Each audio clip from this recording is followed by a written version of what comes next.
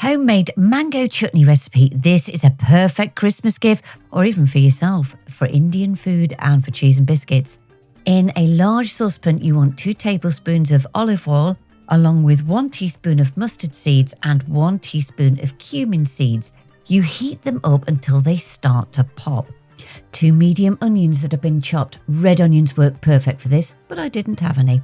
Then you want to add in 2 chunky garlic cloves that have been minced up, along with a thumb-sized piece of fresh ginger that has been grated. Just cook that through for a couple of moments.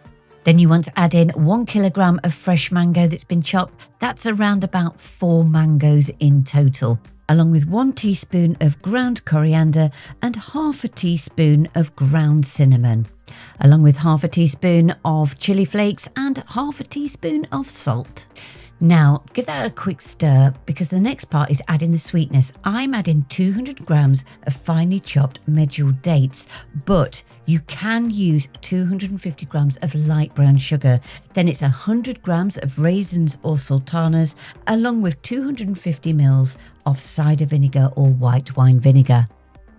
Now it's going to take around about an hour to cook, so I do half an hour with the lid on and half an hour with the lid off, and it gets all beautiful and pulpy. It's then just a case of popping it in jars.